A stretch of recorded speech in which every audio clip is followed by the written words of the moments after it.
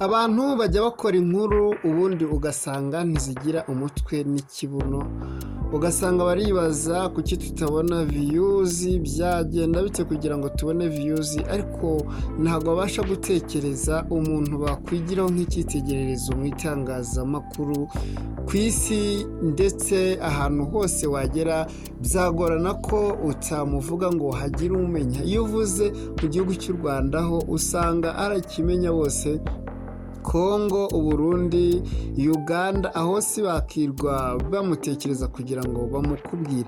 Niki cyagize Mutesi Kovia uwo ari we, ko ari umugore ukomeye ukamiritse ndetse ufite icyo wakwigiraho buri munsi. Uyu munyamakuru yatanze ikinyuranyo ndetse kuva ku kinyamakuru yashinze kigahita kiba ikinyamakuru mpuzamahanga, Mama Urwagasabo,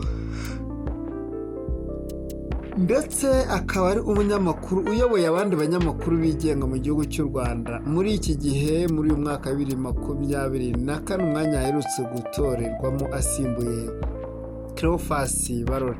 Uyu munyamakuru abantu benshi bagomba kumutekereza, bamwe bamuvugaho ibintu byinshi bitandukanye, ariko hari ikintu ugomba kumenya ndetse hari ikintu ugomba kumwigiraho. Gutinyuka ni ikintu abantu benshi babura muri bo. Wareba ikintu cyose ukagisomamo igihombo ndetse ukagira gutinya, wanga ko bakuvugaho, wanga ko bagufunga, wanga ibindi bintu wahuriramo nabyo mu kazi. Uyu we ntabwo bikangwa, ahantu hatinyitse ahinjira hakomanga, ibitavugwa bimwe wumva ko bikomeye kubivuga ndetse no kubibaza, ibyo nibyo bimureba. Abakomeye bandi wumva ko utakwigereza, abo niwe ahamagara, abo nibahamagara ni nabakuramo ibyo rubanda bakeneye, maze ikinyamakuru cye kikabasha kwaguka, rubanda bakabasha gusubizwa ibisubizo byaka ndetse bimwe bishyushye abantu bose bakeneye bikabagera, kuko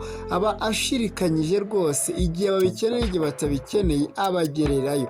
Uyu munyamakuru kandi wamenya ko ari umugore, benshi bakunda kuvuga ko yashatse umugabo ukomeye, nyamara nibyo koko, kuko umuntu wabashakanye nka Mutesi Kovia ari umugabo we yakwicinya icyara nk'uko nawe yabivuze. Uyu munyamakuru rero ndakwinginze ngo ujye ukurikirana ibiganiro bye kuri Mutesi Kovia ndetse na Mama Urwagasabo, ubundi usobanukirwa impamvu muvuga ko ari umugore w'indashyikirwa ndetse w'umugabo. Tekereza nawe, abantu benshi bumva ko bashyira inkuru kuri channel zabo, abantu bagahurura bakazireba ndetse ugasanga nta n'icy'ingenzi kirimo. Umuntu ugasanga n'ubusa ari kuvuga buri, nyamara arahamagara ngo abantu nibamurebe. Icyakora iyo bimukundiye abantu bakaza kumva ayo muhamvu ye, nawe akishima ngo nabonye views, nyamara watekereza icyo biri bubyarire rubanda bikagushobera. Ibaze nawe, umuntu niba nta somo agomba guha abantu, akaza ugasanga ari kwibanda ku buzima bw'umuntu bwite, uwo nguwo abavuga iki?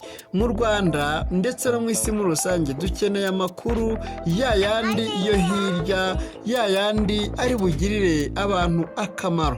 Umunyamakuru wacu rero mugomba kumwigiraho byinshi, mukamukura icyitegererezo cyo gukora inkuru zicukumbuye ndetse no gushirika no gutinyuka. Iyi ni Igisobanuro TV. Igisobanuro TV, across the land. Together we rise, together we see. The future is bright with Igisobanuro TV.